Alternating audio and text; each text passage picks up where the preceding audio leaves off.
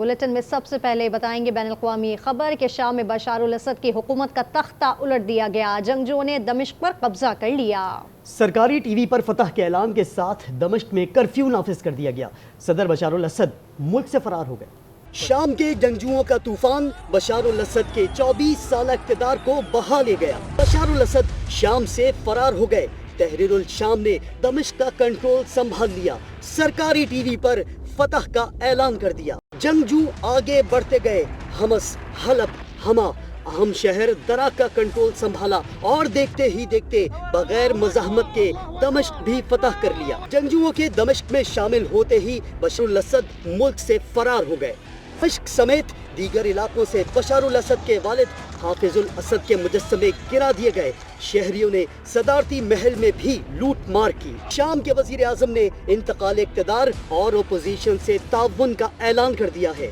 जंगजू तंजीम के सरबराह अबू मोहम्मद अल जुलानी कहते हैं कि उन्होंने जंगजुओं को हुक्म दिया है कि वो अवामी खिदमात के इदारों पर हमला न करें। दमिश्क में मुश्तइल अफराद ने ईरानी सिफारत खाने पर भी हमला किया, तोड़ फोड़ की और सिफारत खाने का सामान लूट लिया। उधर दमिश्क और हमस की जेलों से हजारों कैदी फरार हो गए हैं, जबकि 2000 से जायद शामी फौजियों ने इराक में पनाह ले ली है। ईरान ने भी शाम से अपने फौजी कमांडरों को वापस बुला लिया है। दमिश्क पर बागियों के कब्जे के बाद बशार अल-असद के इत्तेहादी मुल्क रूस ने ऐलान किया था कि सदर बशार अल-असद अपने ओहदे से मुस्तफ़ी होने के बाद शाम छोड़ चुके हैं। रूस की वज़ारत ख़ारजा ने इस बारे में कोई मालूमात नहीं दी कि वो इस वक्त कहाँ हैं। गैर मुल्की मीडिया के मुताबिक जिस तैयारे में बशार अल-असद सवार थे उसने शाम के दमिश्क इंटरनेशनल एयरपोर्ट से उड़ान भरी थी। ताहम अभी तक ये मालूम नहीं हो सका है कि बशार अल-असद फरार होकर किस मुल्क गए हैं। ये भी कहा जा रहा है कि उनके तैयारे का रडार से कोई राब्ता नहीं हुआ।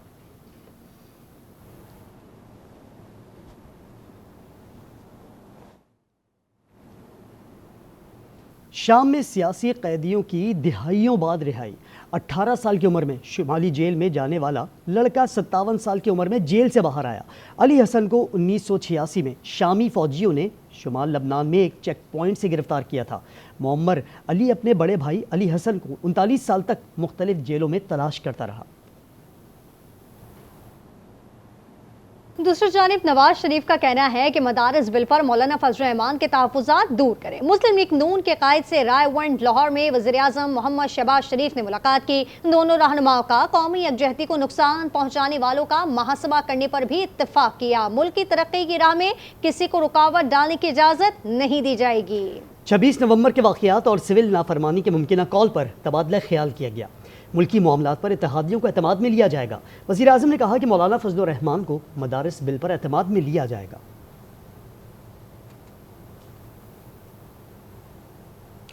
पीपल्स पार्टी की कमेटी कल हुकूमती कमेटी से मुलाकात करेगी। पीपल्स पार्टी की कमेटी बराए कौमी इशूज़ अपने इशूज़ हुकूमती कमेटी के सामने रखेगी। Chairman Peoples Party Bilawal Bhutto की ज़ेर सदारत पीपल्स पार्टी की कमेटी के वर्चुअल इजलास में फैसला। इजलास में अहम मुल्की मामलात पर तबादला ख्याल भी हुआ।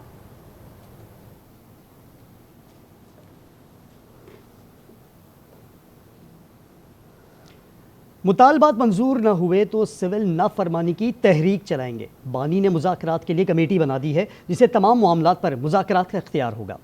न्यूज़ कॉन्फ्रेंस में अपोजिशन लीडर उमर अयूब ने कहा कमेटी में असद कैसर, हामिद रज़ा और अली अमीन गंडापुर भी शामिल हैं। वो खुद भी कमेटी का हिस्सा हैं। अपनी गिरफ्तारी के खिलाफ कानूनी कार्रवाई का भी ऐलान कर दिया। उमर अयूब ने कहा बानी की हिदायत पर 13 दिसंबर को जिरगा होगा जिसमें तमाम सियासी जमातों को दावत देंगे। सेनेटर फैसल वावडा ने कराची में चेयरमैन एमकेएम खालिद मकबूल सिद्दीकी से मुलाकात की। मीडिया से गुफ्तगू में कहा कि एस्टैब्लिशमेंट कोई सौदा और राब्ता नहीं कर रही, ना पहले ऐसा किया था। फैज केस में दबाव के लिए सिविल नाफरमानी की कॉल दी गई। 14 तारीख को उन्होंने नाफरमानी करेंगे। नाफरमानी के अंदर पहले भी इमरान खान साहब ने वली गाला के बिल भरेंगे, अब भी भरेंगे और बलून में से हवा इसलिए निकल जाएगी। पाकिस्तान का नुकसान करने की बात अगर कोई करेगा उसके आगे हम एक दीवार की तरह खड़े होंगे, चाहे वो कोई भी हो। ना शहबाज में कोई रब्ता कर रही है, ना शहबाज ने कोई सौदा किया था, ना शहबाज ने कोई रब्ता पहले नहीं किया था। मुंतजर है, लेकिन उसके लिए भी अगर आपने किसी को पैगाम बनाना तो सारी पॉलिटिकल पार्टीज ही वो कर सकती हैं। सबका मैंडेट तस्लीम करना हो, इमरान खान साहब का भी जो मैंडेट है उसको भी हमें तस्लीम करना होगा, उसको रिस्पेक्ट देनी होगी।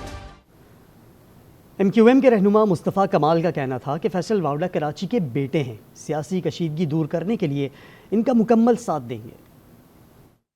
فیصل واوڈا صاحب ہمارے بھائی بھی ہیں، دوست بھی ہیں، کراچی سے بلانگ کرتے ہیں، ہم اس کو اون کرتے ہیں اس والی بات کو، اور ہم کمپلیمنٹ کرنا چاہتے ہیں کمپیٹ کے بجائے سب کو جوڑنے کا، پاکستان کے تمام پولیٹیکل فورسز کو ایک جگہ لا کر ایک قومی ہم آہنگی پیدا کرنے کا یہ کام آج فیصل واوڈا صاحب خود کر رہے ہیں۔ آج یہ MQM کے پاس آئے ہیں، ہم نے ان کو اس بات پر اپنی پوری تائید، پوری انڈورسمنٹ اور پوری ان کو سپورٹ کا اعادہ ان کے ساتھ کیا ہے۔ گورنر خیبر پختونخوا کا کہنا ہے کہ بشرا بی بی اور گنڈا پور دونوں جھوٹے ہیں، کنٹینر کو آگ ان لوگوں نے خود لگائی تھی۔ پروگرام روبرو میں گفتگو کے دوران فیصل کریم کنڈی نے کہا، احتجاج کے دوران تحریک انصاف کے نامور لیڈر کہاں تھے؟ ہمیشہ PTI کے ورکرز پکڑے جاتے ہیں۔